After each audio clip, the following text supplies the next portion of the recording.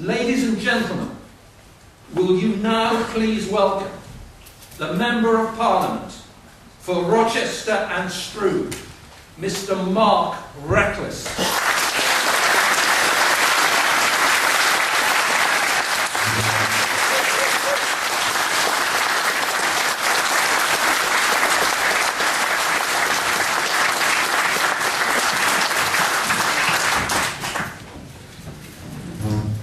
We shall always look on Warsaw, Prague and Budapest as great European cities.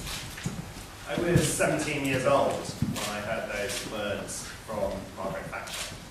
And I would like today to pay tribute to the Bruges group, to Barry, to Robert, and to everyone who has kept that flame of her memory, and in particular her speech at Bruges, alive for the last quarter century.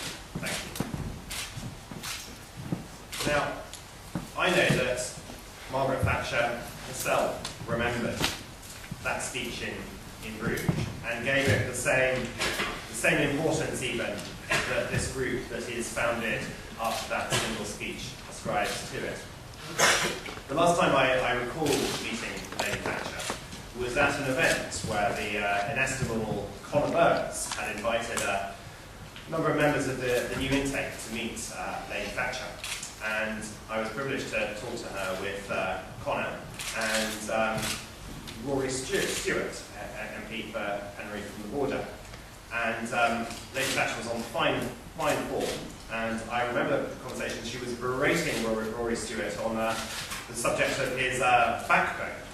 And this was a time when I think Conor and I were about to vote for something relating to Europe, or more to our opposition to the European Union, where she was very approving of our voting plans, but less so those of Rory. And I don't think she knew that he had his role in governing a Iraqi province or walking across Afghanistan, and certainly not his giving birth to his own child last week.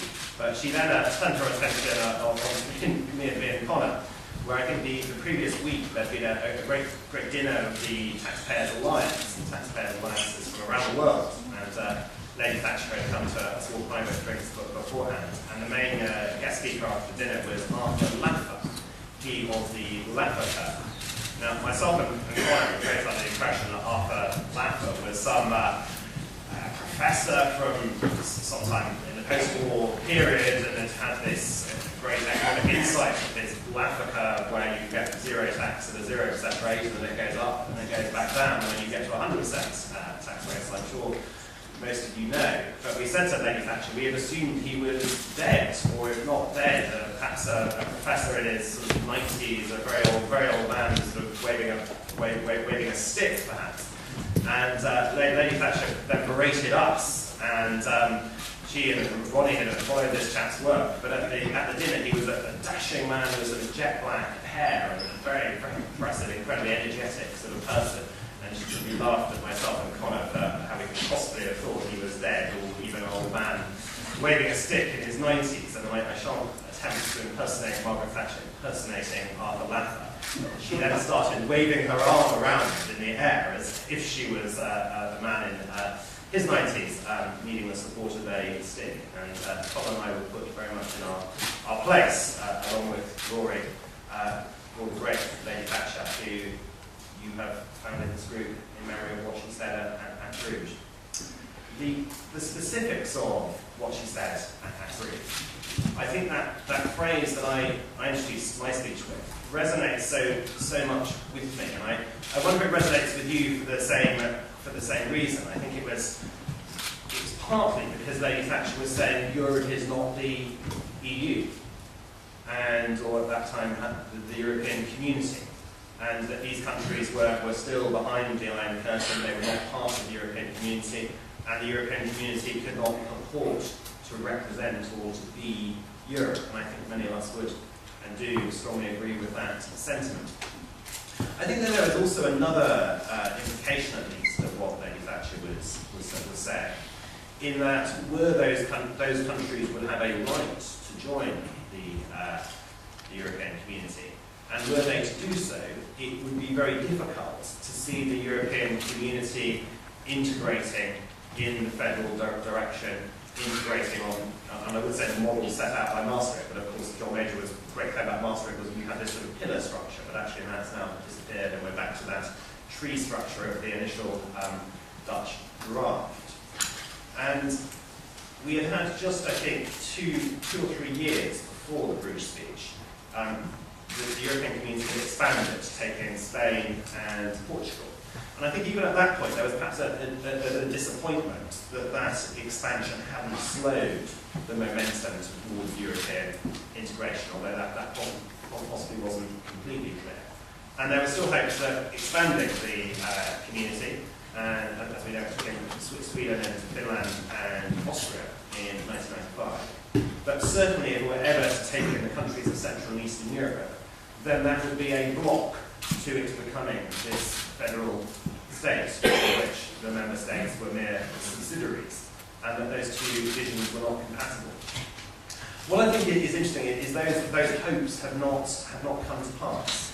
And 25 years on, we find that the admission of those countries from Central and Eastern Europe have not in any way halted or even slowed the momentum towards European integration. And I mean, in explaining why that is, I think, A, we took 15 years to actually admit these countries, so they had changed and developed to quite a degree before that admission happened.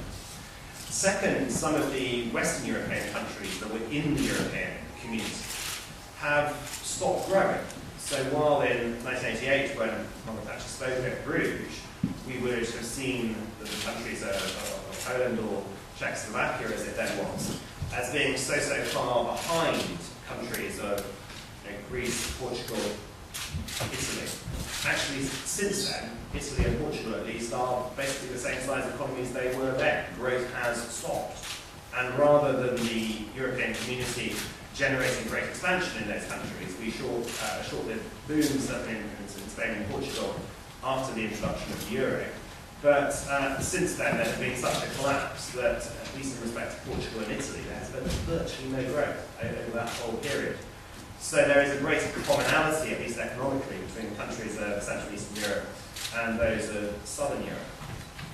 We also, as all of us in this hall will be so familiar with, the structures of the European Union, as set up by Monnet and Schuman and others, were designed as a motor to drive integration without democratic consent. And I don't think we underestimate the strength of those forces. And the strength of those forces pulled the countries of Central and Eastern Europe into their orbit and integrated and dominated them to the same degree that happened to other countries before them. And they failed to act as a break in the way that we had hoped. I also think there's something quite specific about the countries of Central and Eastern Europe in terms of average wage levels. And this is true to an extent of some countries in Southern Europe. If you focus on average wage levels in the public sector, they are an awful lot lower across the countries of Central and Eastern Europe than they are elsewhere in the European Union.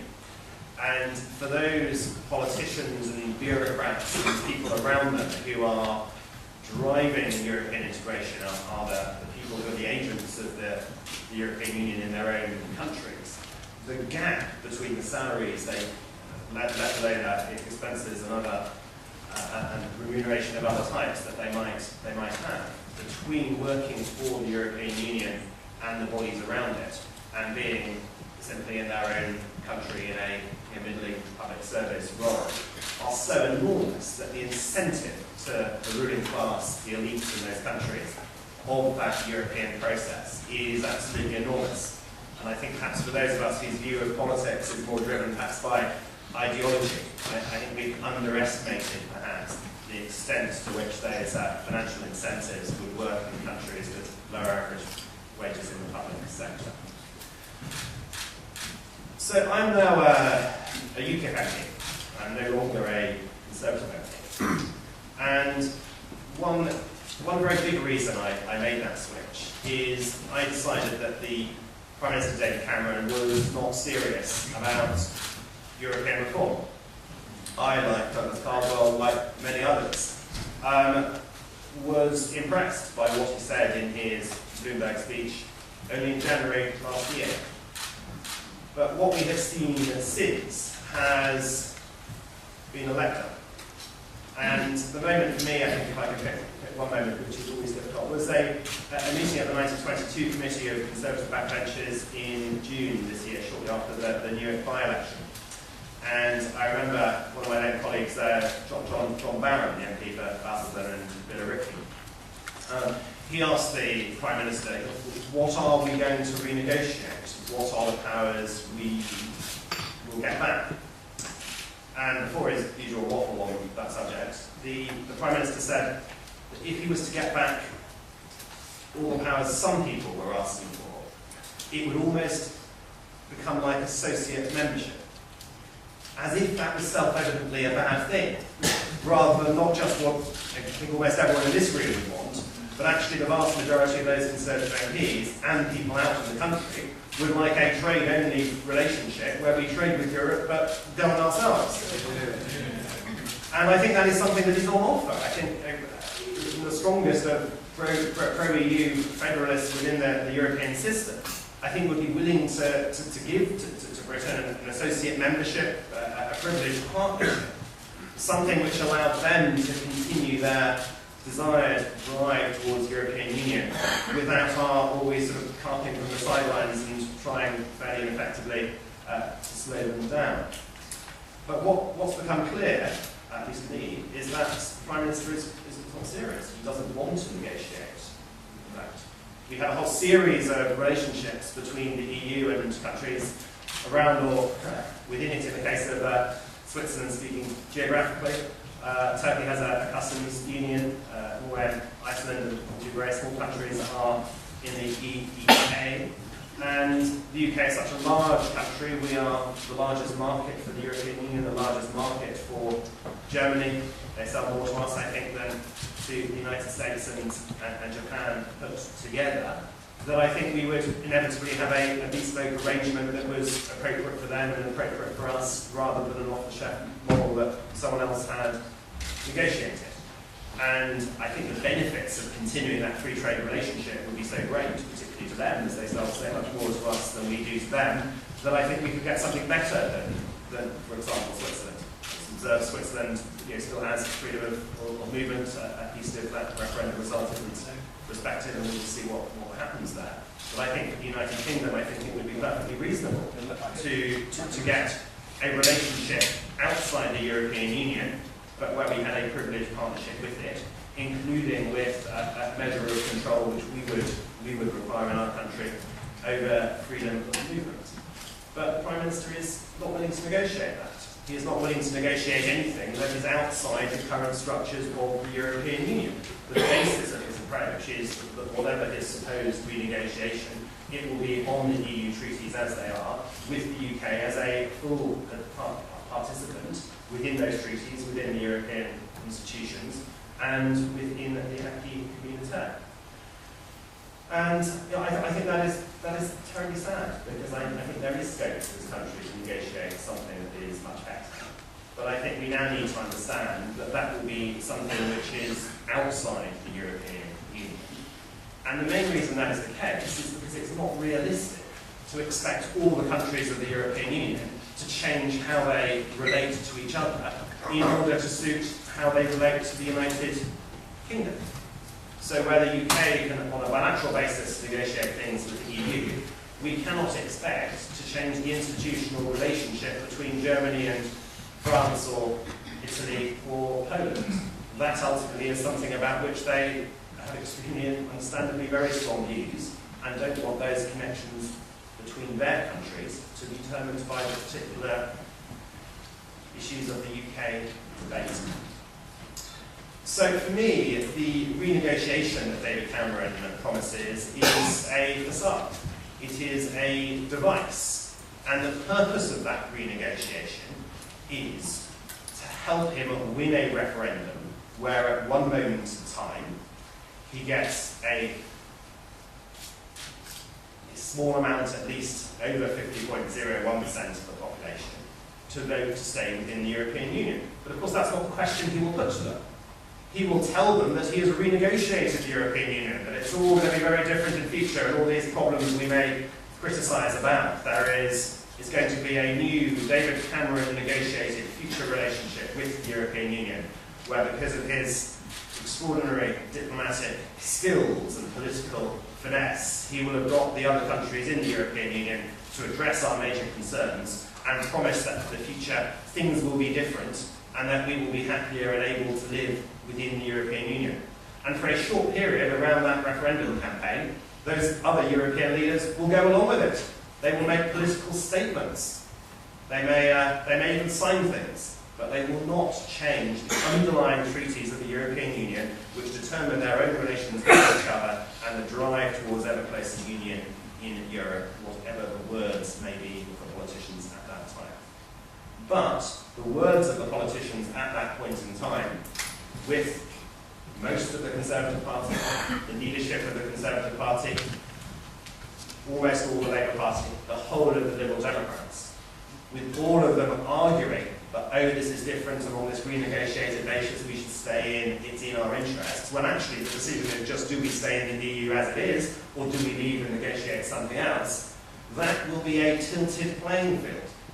We have seen with Scotland how important the terms and nature of a referendum are. Whatever I may say against David Cameron with respect to the European Union, we at least had David Cameron, as our Prime Minister, as leader of the United Kingdom, negotiating for us, for the Union side of that referendum, as to what the terms of that Scottish referendum would be.